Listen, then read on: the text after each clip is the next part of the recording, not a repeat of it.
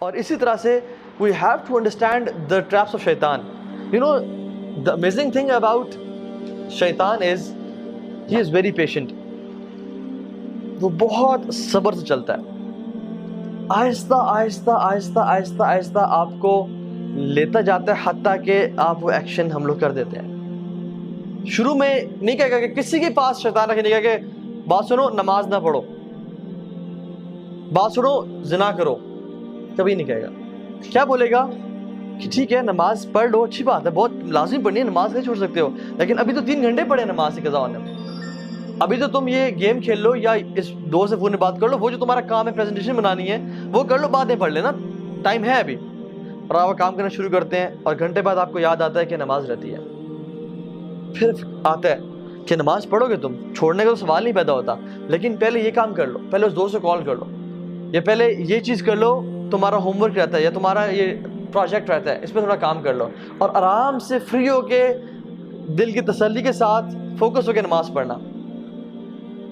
تو آپ کو اس نے کیا کہا کہ پرائورٹی تمہاری یہ ہے، جب فری ہو جاؤ گے پھر نماز پڑھ لینا. اور آپ اس میں انوالو ہوئے حتیٰ کہ 2 گھنٹے گزر گئے اور آپ کو اچانک سے یاد آئے کہ اوہ نماز چلے گئی.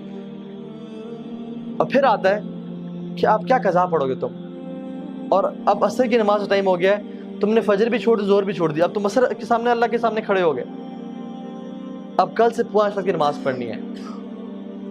اور پھر آپ کہتے ہیں ہاں میں کل سے 5 وقت کی نماز پڑھوں گا، اور یہ کل کبھی نہیں آتا حتیٰ کہ انسان کورٹ میں چلا جاتا ہے. یہ میں اپنا پرسنل ایکسپیرینس بتا رہا ہوں آپ کو. میں جب یونیورسٹی میں تھا when I was not practicing، یہ تو میرا حلیہ بالکل بھی نہیں تھا اور ہم لوگ برائی میں تھے، تو میں اس چیز کو سمجھتا تھا کہ نماز بڑی امپورٹنٹ ہے. لیکن ہوتا کیا تھا کہ چلو ابھی ٹائم ہے، پڑھ لیتے ہیں پڑھتے ہیں، اور کرتے کرتے 1 نماز چھوٹی، 2 چھوٹی، اب کل سے پوری پڑھیں گے، باقی بھی چھوڑ دیں ساری. اور کل اگلے دن صبح اٹھے ہی 8 بجے، او فجر گئی، اور جب فجر گئی تو پھر اب کل سے 5 وقت کی پڑھیں گے. تو دس از ہاؤ شیطان پلیز. اسی طرح سے زنا کے معاملے میں، فورنیکیشن کے معاملے، وہ نہیں کہے گا کہ چلو یہ عورت ہے اس کے ساتھ تم بدفعلی کرو، وہ کہے گا کہ شی از سو فرینڈلی، اور کتنا برا لگے گا کہ تم اتنے روڈ بن کے رہو اس کے سامنے، اور کسی کا دل دکھانا کوئی اچھی بات ہے؟ تو اسے حال چال تو پوچھو، صرف کام کی بات، یہ تو بدتمیزی ہے. اور وہ کرتے کرتے آپ کام کی بات پوچھیں گے، باتیں کرتے کرتے فیلنگز ڈیولپ ہونا شروع ہو جائیں گی، اور آپ کے ذہن میں بہت سارے خیالات اس کو حسین کر کے. حدیث میں کیا آتا ہے؟ اللہ اکبر، اللہ کے نے فرمایا کہ شیطان نامحرم کو تمہارے ذہنوں میں حسین کر کے پیش کرتا ہے. وہ اتنی خوبصورت ہوتی نہیں ہے جتنی وہ خوبصورت کر کے تمہارے سامنے پیش کرتا ہے.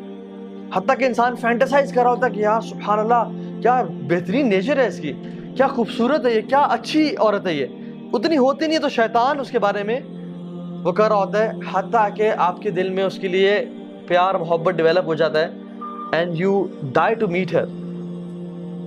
اور جب آپ میٹنگ کرنے جاتے ہیں تو آپ کو نہیں کہتے، تم نے تو یہ چیز ذہن میں نہیں ہوتی کہ تم نے اس کے ساتھ برا گناہ کرنا ہے، بس ہوتا ہے کہ we'll just meet, I'll just see her, I'll maybe propose her or something.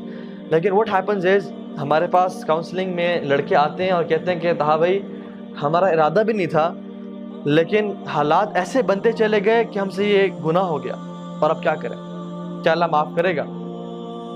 اور پھر آتا ہے اور کہتا ہے کہ اب تم نے اتنا بڑا گناہ کر لیا، اب تم اسے چھوڑ دو گے یا تمہیں اللہ تعالیٰ معاف ہی نہیں کرے گا؟ تم کس طرح رب کے سامنے معافی مانگو گے؟ تم نے تو یہ پرومس کیا تھا کہ میں یہ گناہ نہیں کروں گا. تو اللہ سے بھی نا امید کرتا ہے. آدم علیہ السلام سے اس نے یہ گناہ کروایا نا، لیکن توبہ کروانا، کیونکہ فرسٹ ایکسپیرینس تھا اس کا آدم کے ساتھ علیہ السلام، توبہ کروانا جو ہے نا اسے نا امید نہیں کر سکا.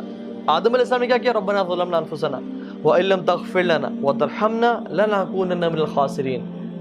تو اس نے ارادہ کیا کہ آج کے بعد میں ان کو گناہ بھی کرواؤں گا اور کہوں گا کہ تم اس منہ سے توبہ کرو گے.